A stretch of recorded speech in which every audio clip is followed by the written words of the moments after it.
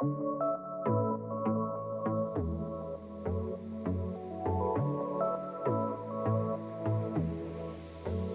everyone. Welcome back to the Nuance Needed podcast. I'm Amanda.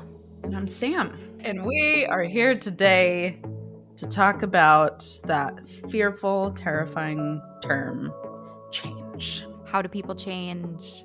Can people change? Because a lot of people on the internet, right, say people don't change. Do you think people can change? Absolutely. I think we wouldn't be therapists if we didn't believe that. Yeah, if we didn't believe people could change, we're in the wrong industry. We should have gone into finance. Yeah, I've always believed that, and maybe like kind of naively, I couldn't understand why people were so resistant to change and changing. And then I leaned into my own work to change and realized how freaking difficult that is and triggering and overwhelming.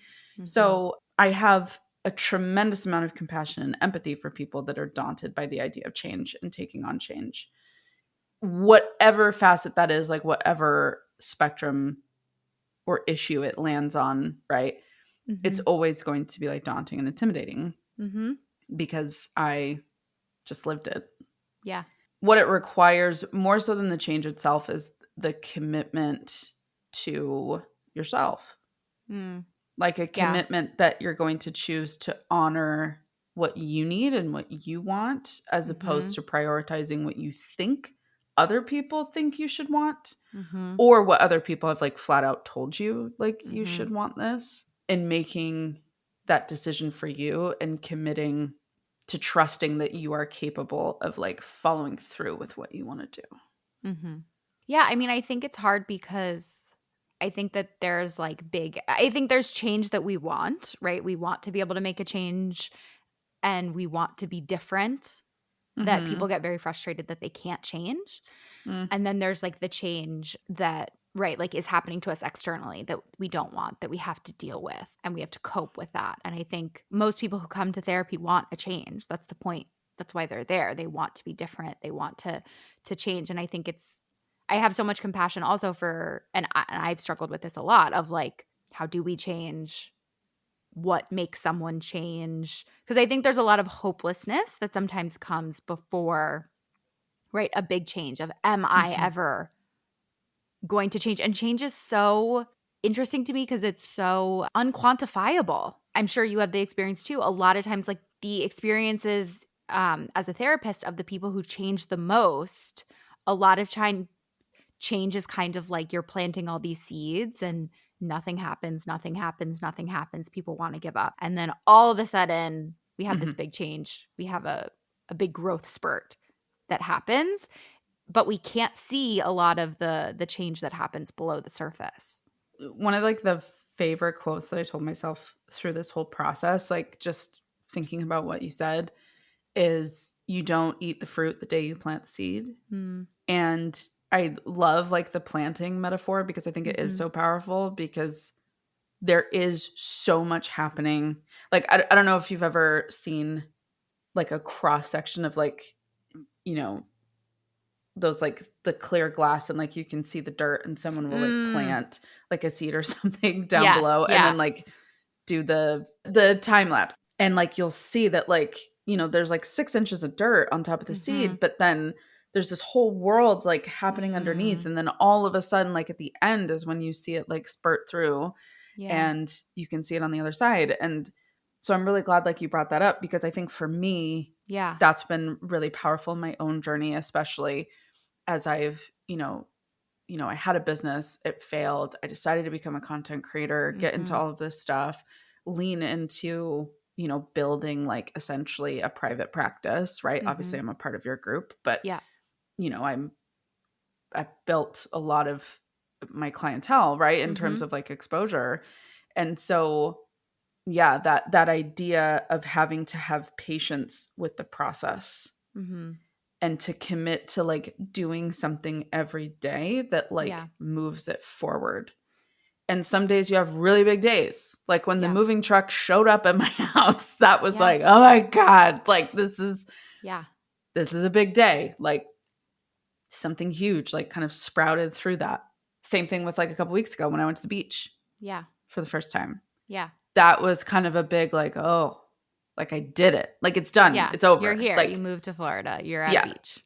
Yeah. I'm at a beach and Yeah. I'm going to be home in 40 minutes Yeah. and live the rest of my life. And it's not a Yeah. vacation and I don't have to worry about getting to the airport.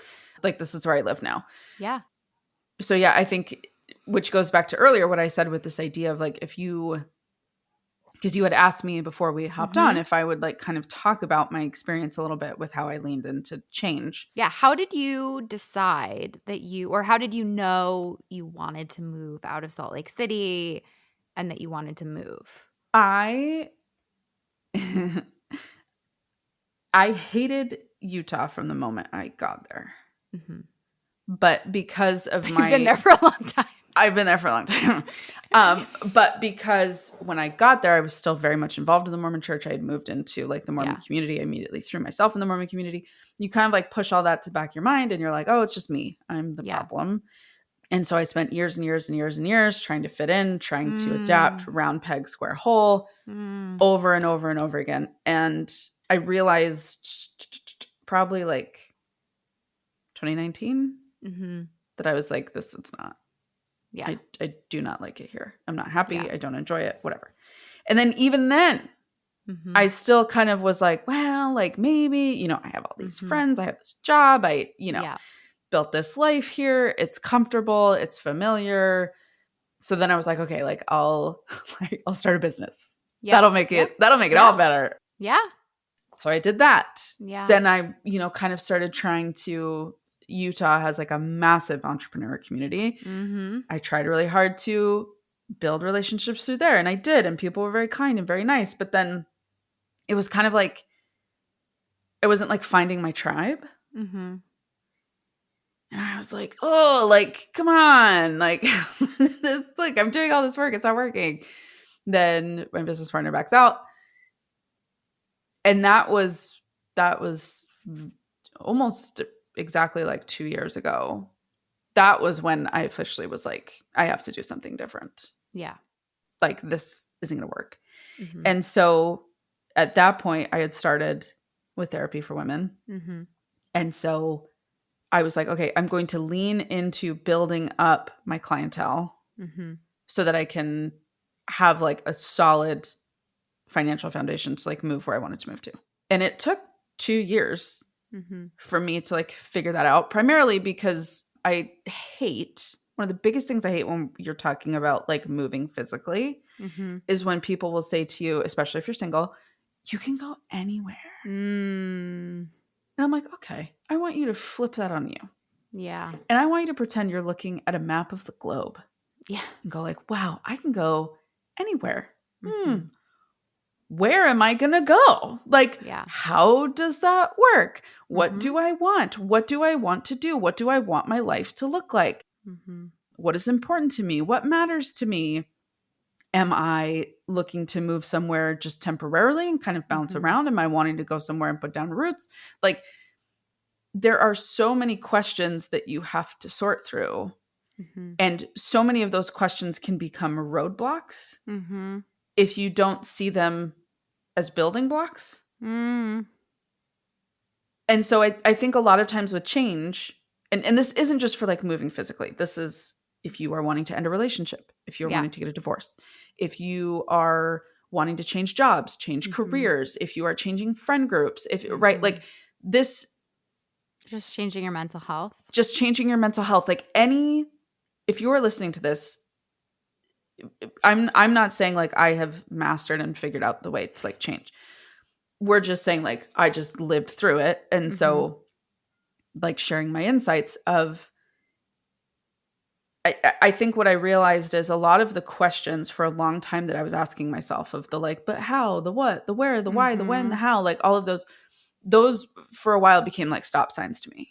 Yeah. Like I was like, oh, well, like if I'm coming up against these questions, that means I shouldn't do it.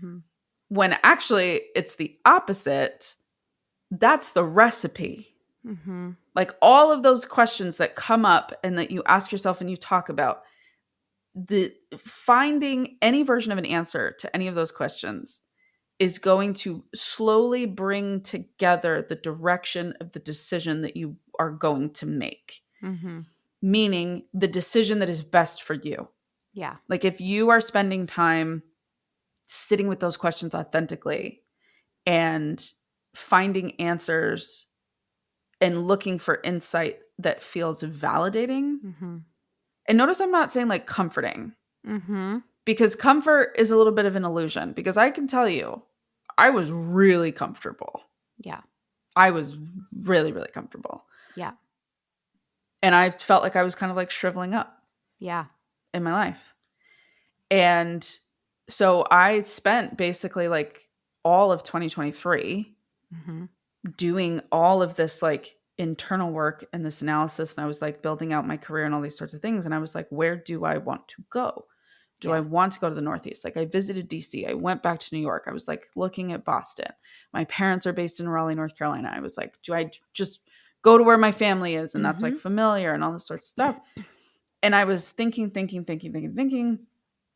And then when my sister came to me and was like, I want to move to Florida. And I was like, no, like, I don't want that. I don't like it. It's hot and it's muggy and like, bleh. But then, you know, I realized you were here and we were kind of talking about taking our partnership to the next level with like this podcast and all of that. And so I kind of had to look at myself and say, okay, you wanted to move where you know people. Boom. Mm-hmm. 2 people you know, one of whom is already established there, can help guide you. 2, you've been wanting to, you know, have something completely different. It doesn't get more different moving from the mountains to the beach. You wanted to get out from this cultural ring that you feel stuck in. Doesn't get more different than that. You want to live a more full life. And you want to meet people and you want to be around people and you want to just have like a long, deep breath. And Tampa is an up and coming city. It's a very transient city. There's a lot of people moving here, just like you, in my age range of like early 30s. And I had to like look in the mirror and be like, all of those values that you spoke about being important to you, this solution was just presented that ticks all those boxes. And I remember I went to London in January. And I don't remember if I told you this.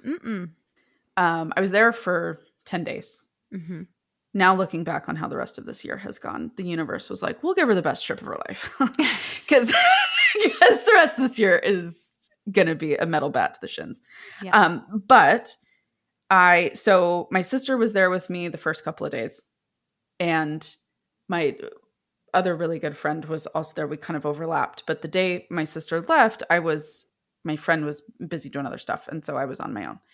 And so the hotel we were at was right across from Kensington Palace. And there's this huge park there called Kensington Gardens. And there's all these walking paths and it's super busy and it's absolutely beautiful, even in the winter. And so Kendra had left. It was in the morning. And I went and I walked the whole park. It's like 2 miles. And I just like roamed and I had my AirPods in and I was listening to the most depressing music you've ever heard of in your life. And I was just thinking. And I made the commitment to myself where I said, you know you have to do this. And you know it's going to be uncomfortable. And you know you're going to feel lonely. And you know it's going to feel challenging. And you still have to do it. And you can no longer prioritize your excuses over your needs. And I think there's kind of this myth that like the second you start honoring your needs, like everything gets really easy. So true. And it's actually the opposite for a little bit. Because you have to figure out, well, you also realize there's a lot in your life that's not working for you. There's a lot of people that aren't working for you. You haven't been honoring what you need for so long. There's a part of you that doesn't even recognize what you need anymore. So you have to go through that work of figuring out like well, what does that even look like for me? Yeah. And so the walk in that park, I was there like 4 hours. Oh, wow. Like I just like was walking, Yeah. like thinking. And I finally sat at this bench, and in front of Kensington Palace, there's like this huge pond, and they have swans. Mm-hmm. And I remember 2 swans went by me, and they both looked at me at the same time. And I just was like, I'm going to move this here. Mm-hmm. Like I had gone through this whole Yeah. thing of like, but what if, blah, blah, blah, blah. And I just said to myself, like, I'm going to move. Yeah. And there have been a lot of obstacles and a lot of hurdles to that over this last year. And I think in a lot of situations, there's a lot of people that would have said like, well, it's easier to just stay put. Yeah. But I knew in my bones that I Mm-hmm. needed something different. Yeah. And even though it was going to bring new challenges, I needed new challenges. Mm-hmm.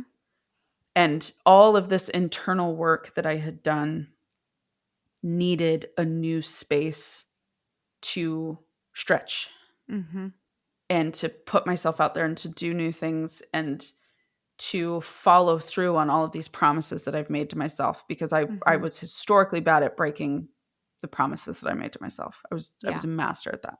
I never followed through on anything. Yeah. And the last 4 or 5 years have been a masterclass in figuring out how to like follow through. Mm-hmm.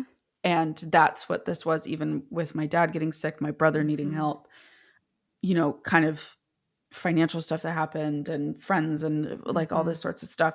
I still committed to doing it, and I still followed through.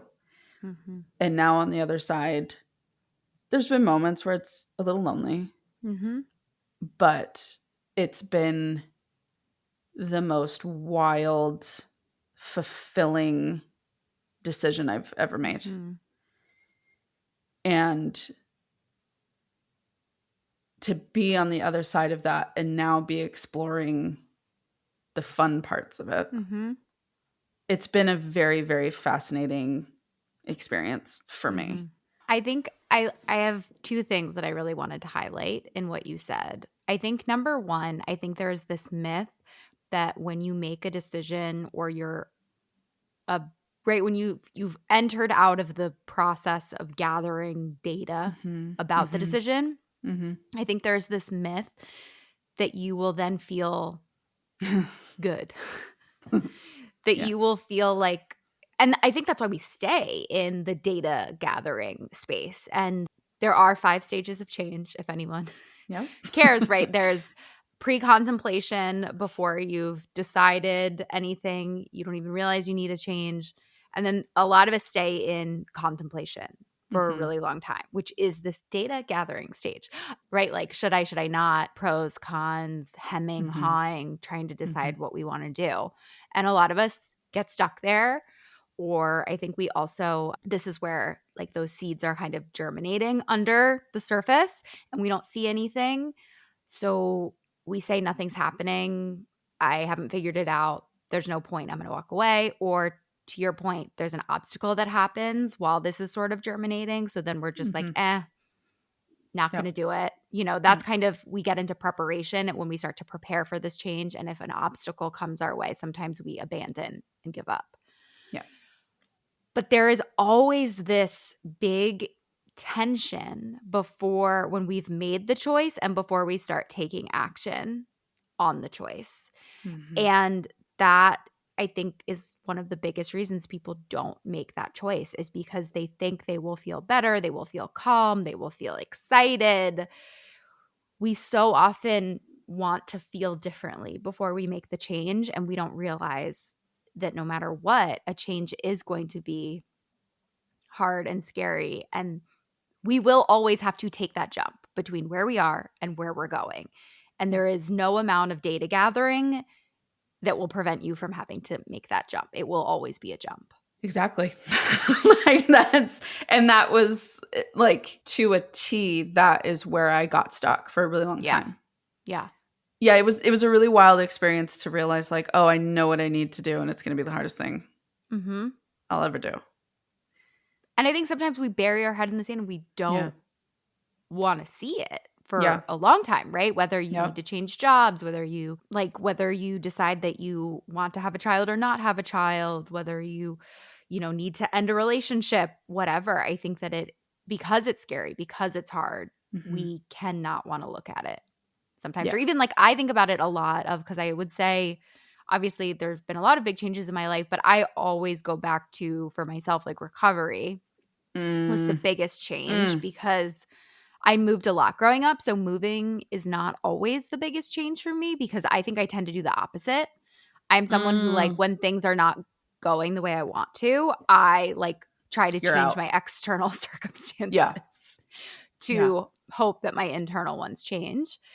So I think my biggest change has been getting sober and getting into recovery from an eating disorder. And I spent a really long time justifying to myself that my behavior was okay, or it would just like go away, quote unquote, or I would just grow out of it, and not facing the fact that like I needed to actually, right, if I wanted to get into recovery, I had to stop drinking.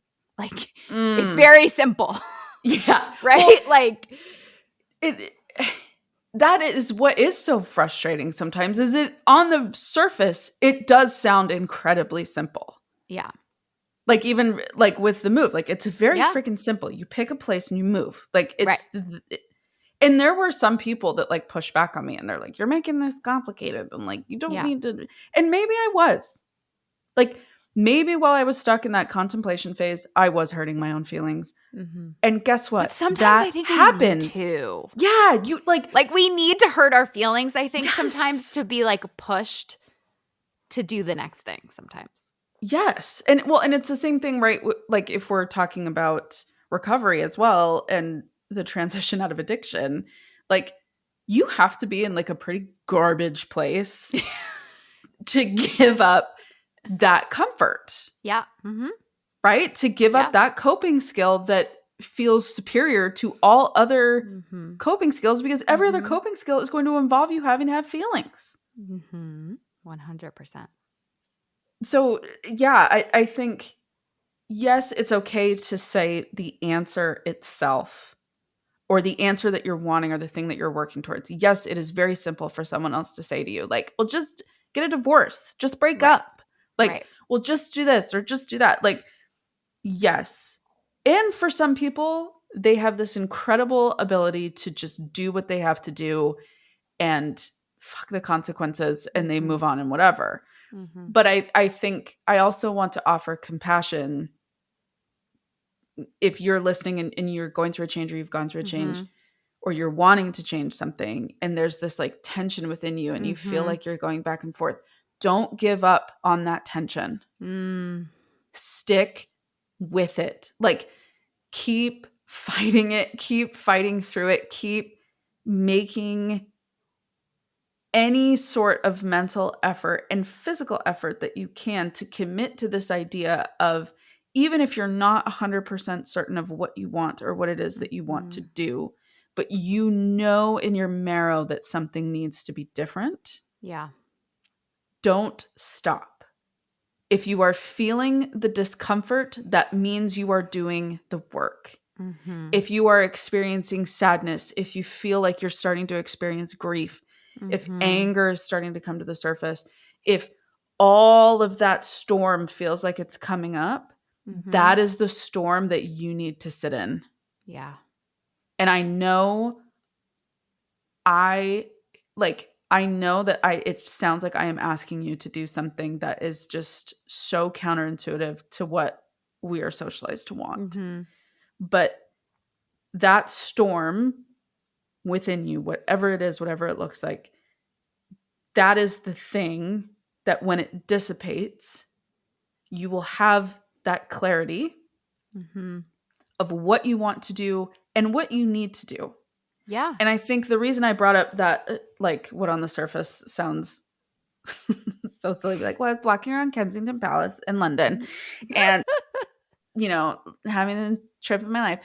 But for me, what that moment represents, it was the moment where the storm finally dissipated. The internal storm for me, the internal like back, forth, right, wrong, yes, no, what do I do?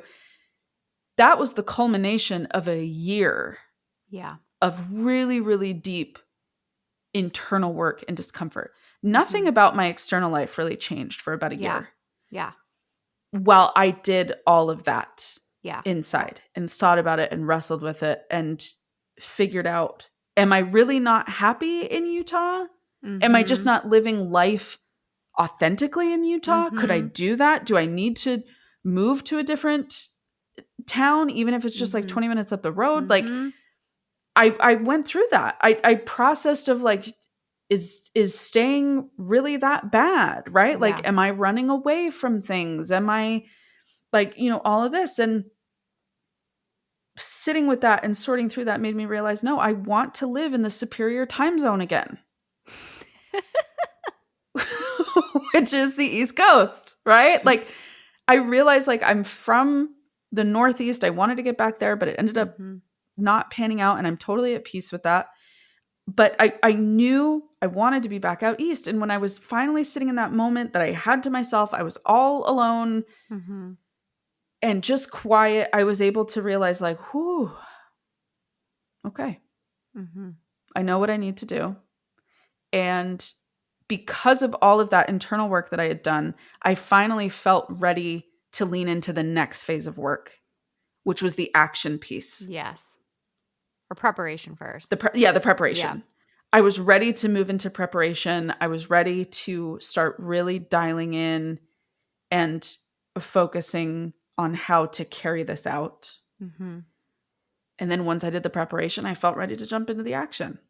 And when the moving truck showed up, I felt ready.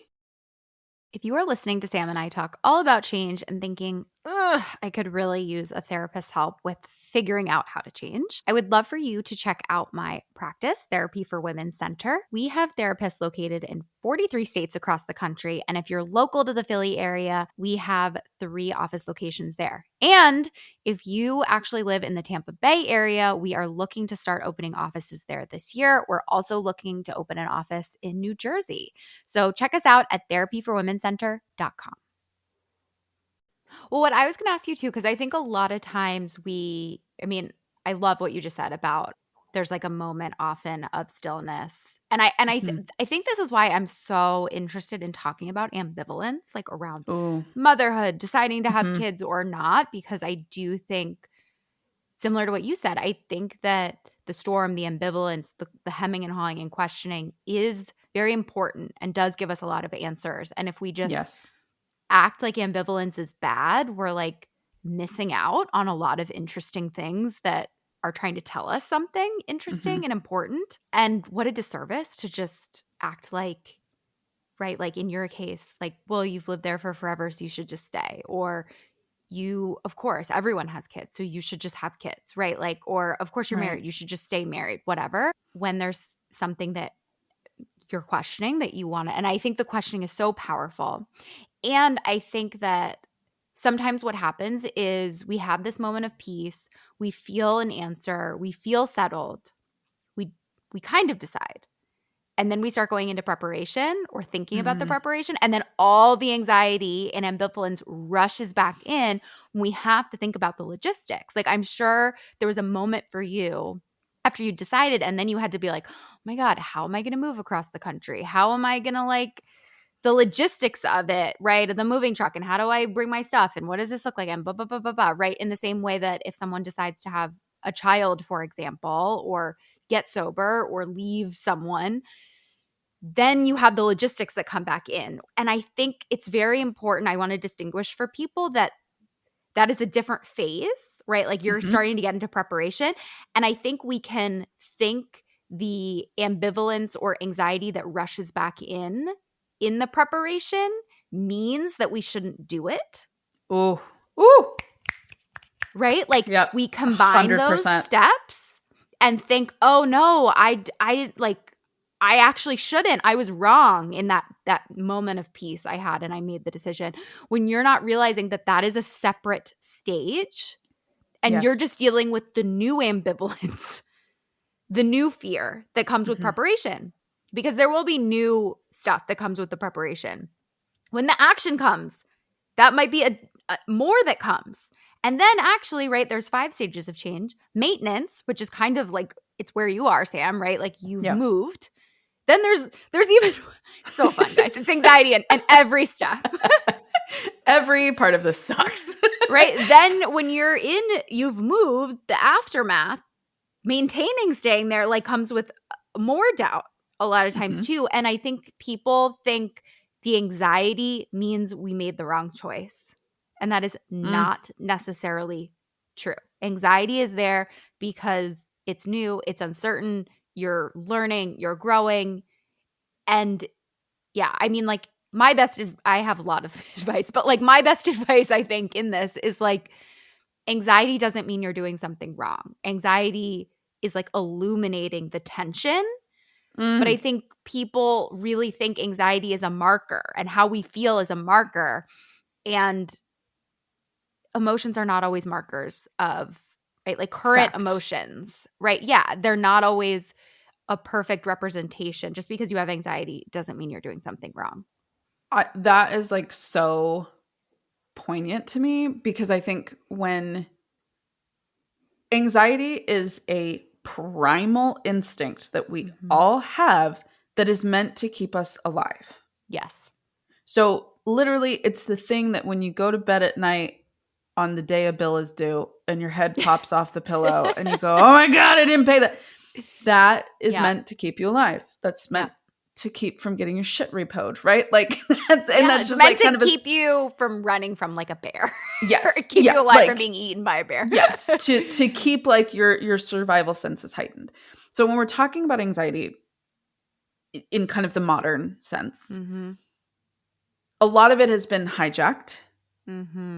We haven't been taught how to deal with it. It's either like you completely ignore it or you lean into it completely and let it dictate your life and decide what you do or you don't do.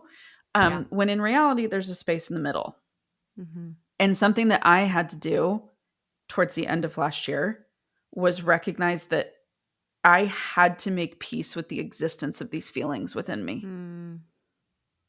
I had to stop this like fight of like, well, it has to go away, or like when I feel this way, I'll do this, or right. Like there had to be a change in the power structure of what I engaged with and what I didn't internally. Yeah. And to recognize that, just as you said, like the anxiety coming up, the anger coming up, the grief coming up, any of those things coming up was an indication that I had to take a moment to pay attention. Right? To kind of listen, like sit with like, why am I feeling this right now? Like, well, what happened today that came up that made me feel this way? Or like, oh, you know, I'm also, I think I want to call attention to, I am like stupidly sentimental. Like truly, it's ridiculous. Like the favorite grocery store that I had when I walked out of there the last time, I'm like, wow.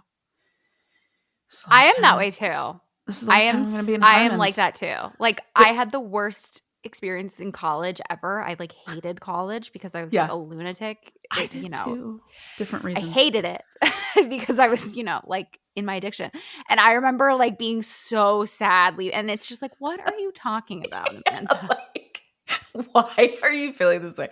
And so I think there were a lot of moments where I could have seen that as like, oh, this means like you don't want to leave. Yes. Like you're feeling this because like you want to stay. Yeah. And it was like, no, I'm a human being that's multifaceted, and I've had experiences here, and I have memories here, and I have things that matter to me here, and I get to grieve that.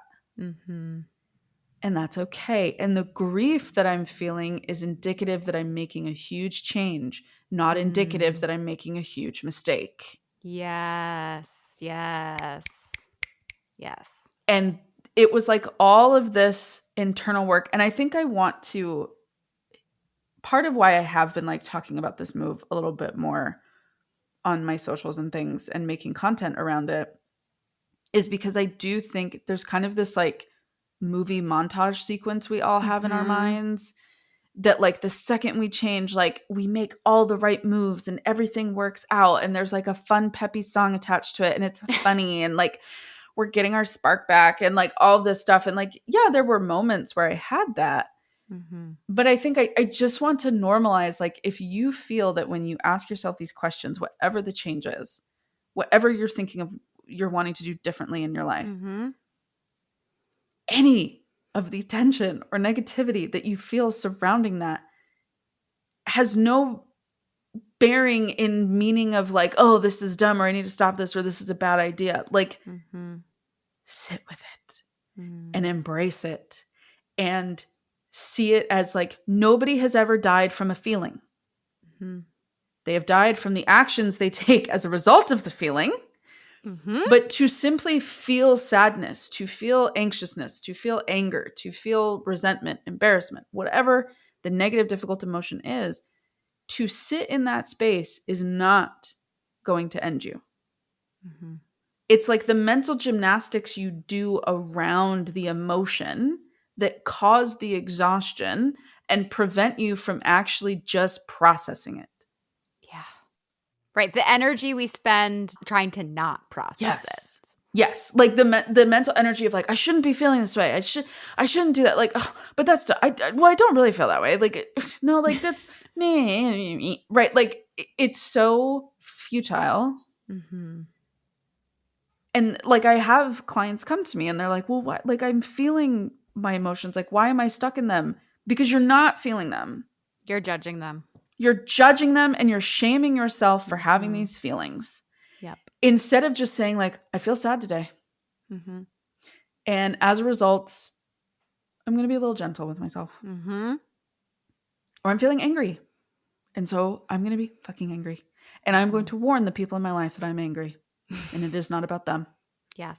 It's about me. And like, that is how you actually sit with all of the mess and that storm that I spoke about earlier in honoring all the parts of you. And that to do something big and to do something different is bold and it's brave and it's crazy. And there will be people who will project onto you like you would not believe and will say like, I wouldn't do that like that. Well, I could never do that.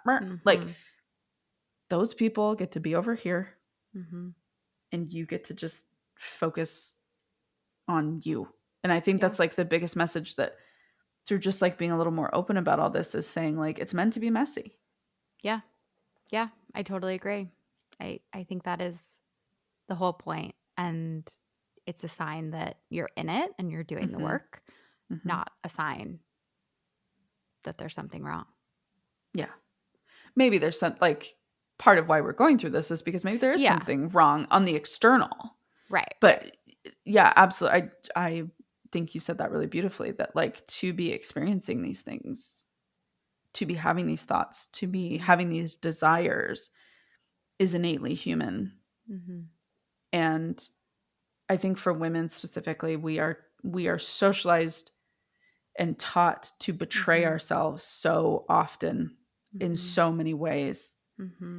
And we are taught to give and give and give with no thought to us. And we are taught to ignore what goes on within us, and it's minimized, right? Like think anytime you have a feeling, are you on your period? Like, are you on your this? Like there are excuses and language that we have put around the female emotional experience. And actually I hate the word female, the emotional experience of women. And I just want to hold space for like, you get to be complicated. And you get to have depth and you get to have conflicting feelings and you get to have parts of yourself that feel conflicting. And that doesn't mean that you're not smart, you're not put together, you're not capable. to embrace that truth and honor all of that is to honor you. And that was the lesson I had to learn. And my lukewarm take is that a lot of people feel really conflicting. Mm-hmm. And if they don't, they're probably repressing their emotions and not super aware. Correct. Ding, ding, ding. Yes. So, yeah. Oh, we should do an episode about, anxiety, but also like being sentimental. Have you ever read the book Bittersweet by Susan Cain? No. It's great. Oh, It's great. It's about how some people are more like nostalgic essentially than other people. It's so like, do you know Josie Balka? Yes. I like one time it was so great. No, I She sent her the posted- poem, I think, or she did LOML. Yeah. As a poem instead of a song. Yeah. Yes. Yeah, you sent that to me. Yeah, I was like crying and I sent it to you. I cry listening to all of her stuff. Oh my God. At the end of every episode of Great British Baking Show, I will cry. In every episode of Call the Midwife, I will cry.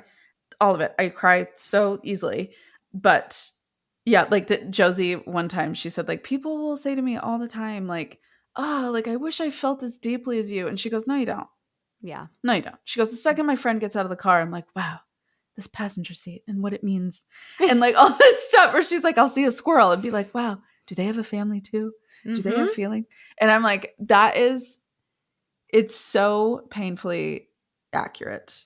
And I like, we should absolutely do an episode on sentimentality because I could go for another 40 minutes about like, that was part of what I think made committing to my move so difficult was like the sentimentality of everything.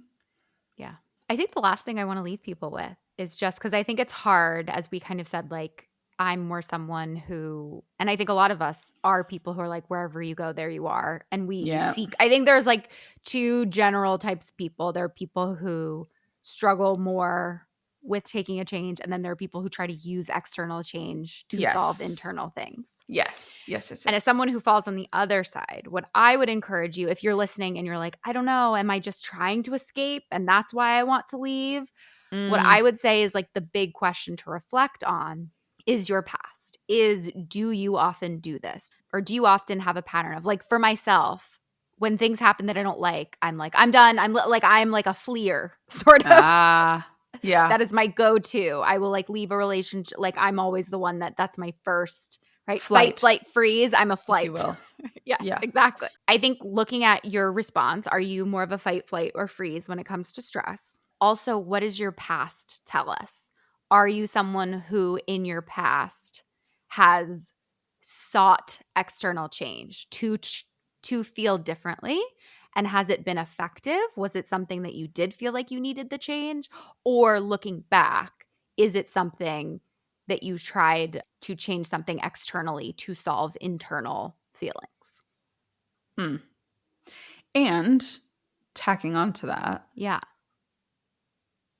This is part of the work. Yes. Is recognizing the patterns that have prevented you from implementing change that feels authentic and rewarding, and to spend time hashing through that and spending some time with yourself and deciding, you know, all those ways I reacted in the past, how do I need to react differently? What would new me do? Yeah. And then you do that thing. Yeah. Well, thank you all for listening and for your support. Yes. Yep. Please rate, review, subscribe, comment, share, all of it. We deeply appreciate everybody who has reviewed, everybody who has rated the pod. We love doing this. It's what we talk about all the time. And so thank you for listening. Yeah. And if you want us to answer your question or you have a topic, you can call us at 813-444-8683 or reach out to us on Instagram. We'll see you next week. Bye.